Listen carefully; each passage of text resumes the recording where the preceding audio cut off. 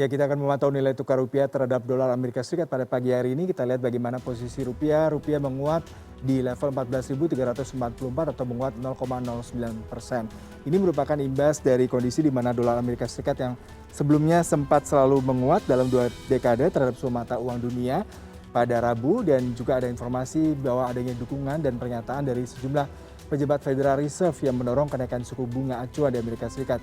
Ini sebagai langkah mengatasi gangguan rantai pasokan global yang terus berlanjut ke The Fed dan perlu adanya tindakan yang agresif untuk menurunkan inflasi.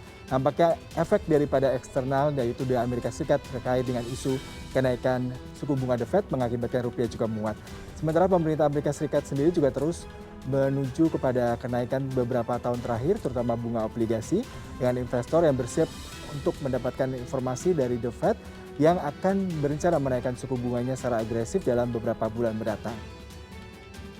Ya, lalu bagaimana posisi IHSG pada perdagangan sesi pertama pagi hari ini? Kita ajak Anda untuk melihat IHSG kembali menguat di level 7.265, menguat 0,53%. Prediksi IHSG pada hari ini memang beragam dari sejumlah analis yang tadi saya dapatkan informasi bersifat melemah ataupun juga sideways karena potensi aksi profit taking. Selain itu juga ada sentimen negatif dari Bursa Amerika Serikat. 2 dari 3 indeks utama Wall Street pada penutupan pagi tadi waktu Indonesia melemah di perdagangan Rabu. Pergerakan dari dalam negeri masih akan didorong oleh rilis kinerja emiten dan pembagian dividen. Investor juga akan mencermati beberapa data ekonomi yang akan dirilis. IHSG diperkirakan masih cenderung bergerak sideways dengan rentang 7.101 hingga 7.277. Lalu kita pantau bagaimana pembukaan bursa Asia Pasifik pada pagi hari ini. Kalau kita lihat hampir berimbang, yaitu Nikkei menguat 1,27%, sementara Hang Seng dan Shanghai Composite melemah di kisaran 0,24 hingga 0,57%, sementara Kospi juga menguat di level 2.733. Bursa saham Asia memang naik tipis pada pagi ini karena investor terus mengamati situasi COVID-19 di China bersama dengan pergerakan yen Jepang.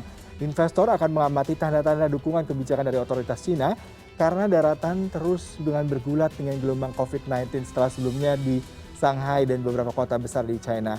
Kebijakan ketat nol COVID telah menimbulkan pertanyaan tentang prospek ekonomi China. Lalu kita beralih ke perdagangan bursa Eropa. Pada penutupan pagi tadi waktu Indonesia, pasar Eropa seperti apa kita lihat?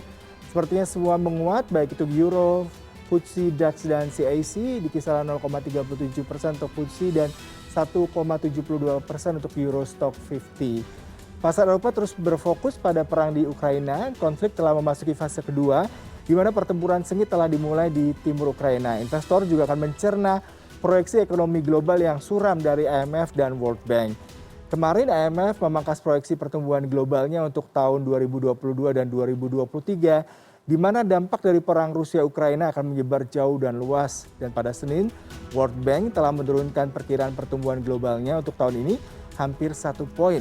Persentase penuh dari 4,1% menjadi 3,2%. Dan pekan ini akan dirilis data produksi industri di Februari untuk wilayah Eropa. Kita ke perdagangan bursa saham Amerika yang ditutup pagi tadi waktu Indonesia. Dow Jones menguat 0,71, sementara S&P 500 melemah 0,06, Nasdaq Composite melemah dan NYC Composite melemah 0,62%. Wall Street memang ditutup beragam pada Rabu sore waktu Amerika Serikat dengan indeks Nasdaq yang syarat teknologi yang jatuh karena penurunan pelanggan Netflix Inc. yang terjun bebas hingga 35,1%, penurunan tertinggi dalam satu hari selama 1 dekade.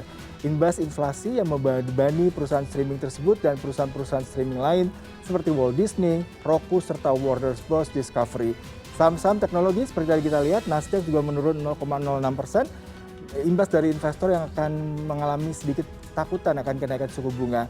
Sementara raksasa konsumen, Protector dan Gamble, dan perusahaan IT IBM Corporindo, dua-duanya masing-masing naik 2,7 hingga 7,1%.